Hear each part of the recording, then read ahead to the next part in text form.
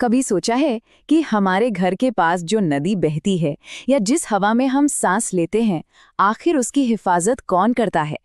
अच्छा, भारत में ना ठीक इसी काम के लिए कानूनों का एक पूरा जाल बिछा हुआ है। तो आज हम इसी कानूनी दुनिया की परतें खोलेंगे और समझेंगे कि एक नागरिक के तौर पर ये हमारे लिए क्या मायने रखता है। तो चलिए एक बहुत ही बेसिक सवाल से शुरू करते हैं। जब हम अपने चारों ओर देखते हैं, ये बड़ी बड़ी नदियां, घने जंगल और यहाँ तक कि वो हवा जिसमें हम सांस लेते हैं, एक सवाल मन में आता है, आखिर इन सब का असली मालिक कौन है? अब इस बड़े सवाल का जवाब पता है कहाँ मिलता है? उन फंडामेंटल प्रिंसिपल्स में जिन पर भारत के सारे एनवायरमेंटल लॉज टिके हुए हैं। चलिए इन गाइडिंग आइडियाज को एक एक करके समझते हैं। पहला और शायद सबसे जरूरी सिद्धांत है पब्लिक ट्रस्ट डॉक्ट्रिन। अब इसको ऐसे समझिए, सरकार जो है इन कुदरती खजानों की मालिक नहीं है, बल्कि एक ट्रस्टी है। ठीक वैसे ही जैसे कोई हमारे परिवार की विरासत की देखभाल करता है। मतलब सरकार की ये जिम्मेदारी है कि वो इन रिसोर्सेज को हम सबके फायदे के लिए संभाल कर रखे, और सिर्फ हमारे लिए नहीं बल्कि हमारी आने वाली पीढ़ियों के लिए भी। अगला सिद्धांत है सस्टेनेबल डेवलपमेंट, यानी सतत विकास। ये पूरी तरह से बैलेंस बनाने के बारे में है। इसका मतलब ये है कि हम तरक्की करें, हम डेवलप करें, लेकिन ऐसे नहीं कि हमारे बच्चों को एक बर्बाद प्लैनेट मिले। ये आज की ज़रूरतों और कल की ज़रूरतों के बीच एक बहुत ही सधा हुआ कदम है। फिर आता है प्रिकॉशनरी प्रिंसिपल, यानी एहतियाती सिद्धांत। इसका सीधा सा मंत्र है, इलाज से बेहतर बचाव। देखिए, अगर किसी भी एक्टिविटी से पर्यावरण को गंभीर नुकसान पहुंचने का खतरा है, तो हम 100% साइंटिफिक प्रूफ का इंतजार नहीं करेंगे, बल्कि ये साबित करने की जिम्मेदारी उसकी होगी जो वो एक्टिविटी कर रहा है कि उसके काम से कोई नुकसान नहीं होगा। और आखिर में है पल्यूटर पेज प्रिंसिपल। ये बहुत सीधा साधा है। भाई, अगर कोई गंदगी फैलाता है तो सफाई भी उसी को करनी होगी। जो भी पर्यावरण को पल्यूट करता है, वो ना सिर्फ विक्टिम्स को मुआवजा देने के लिए, बल्कि एनवायरनमेंट को उसकी पुरानी हालत में वापस लाने के लिए भी फाइनेंशियली जिम्मेदार है। तो ये थे वो गाइडिंग प्रिंसिपल्स। अब सवाल ये है कि वो कौन सा सेंट्रल लॉ है जो इन बड़े बड़े आइडियाज को असलियत में बदलता है? कौन सा है भारत का सबसे शक्तिशाली पर्यावरण कानून? चलिए देखते हैं। बात है 1972 की।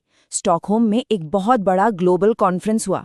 उसके बाद भारत को एक बात का एहसास हुआ कि हमारे इतने डाइवर्स इकोसिस्टम्स के साथ देश को पर्यावरण बचाने के लिए जो बिखरे हुए तरीके हैं, उन्हें एक साथ लाने के लिए एक मजबूत सेंट्रल लॉ की सख्त जरूरत है।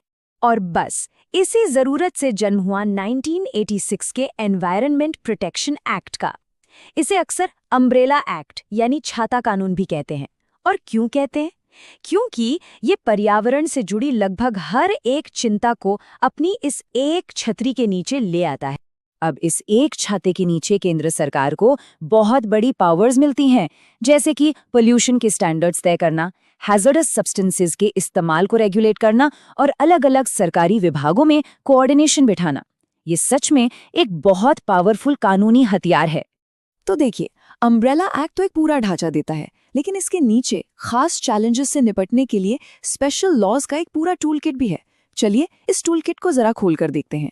इस टूल किट में हमें कई खास हथियार मिलते हैं, जैसे 1974 का वाटर एक्ट है हमारी नदियों और झीलों के लिए। 1981 का एयर एक्ट है हमारी हवा को साफ रखने के लिए।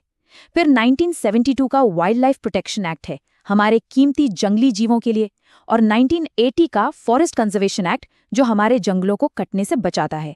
हर कानून एक खास लड़ाई लड़ रहा है।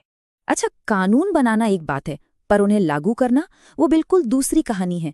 तो सवाल ये उठता है कि इन कानूनों को लागू करवाने वाले वॉचडॉग्स यानी हमारे प्रहरी कौन हैं? यहाँ पर दो मेन प्लेयर्स हैं। एक तरफ है पोल्यूशन कंट्रोल बोर्ड्स यानी सीपीसीबी और एसपीसीबी।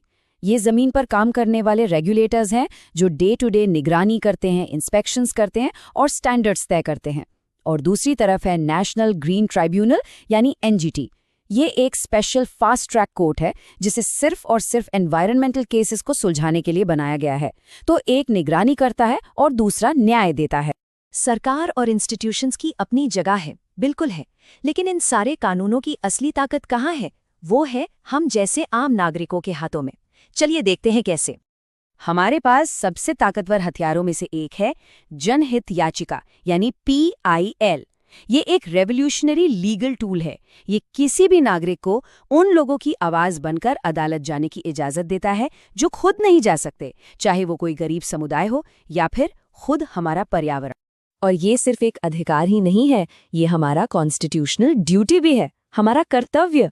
हमारे संविधान का आर्टिकल 51A बहुत साफ साफ कहता है कि नेचुरल एनवायरनमेंट की रक्षा करना और उसे बेहतर बनाना हर भारतीय नागरिक की एक फंडामेंटल ड्यूटी है। और अगर इस पब्लिक पावर को एक्शन में देखना हो ना, तो MC मेहता के केस से बेहतर कोई मिसाल नहीं है। एक लैंडमार्क फैसले में उनकी PIL पर सुप्रीम कोर्ट ने आदेश दिया कि गंगा को गंदा करने वाली चमड़ा फैक्ट्रियों को या तो ट्रीटमेंट प्लांट्स लगाने होंगे या फिर अपनी फैक्ट्री पर ताला लगाना होगा। और इसी एक केस ने ये बात पक्की कर दी कि साफ पर्यावरण में रहना जीने के मौलिक अधिकार का ही एक अटूट हिस्सा है। तो हमने देखा कि हमारे पास प्रिंसिपल्स हैं, एक मजबूत छाता कानून है, खास टूल्स हैं, वॉचडॉग्स हैं, और एक नागरिक के तौर पर हमारे हाथ में भी पावर है। कानून तो मौजूद हैं। तो असली सवाल ये है कि हम एक समाज के तौर पर और एक व्यक्ति के तौर पर एक साफ और स्वस्थ पर्यावरण सुनिश्चित करने के लिए अगला कदम क्या उठाते हैं। ये एक बहुत जरूरी सवाल है जिस पर हम सबको सोचना चाहिए।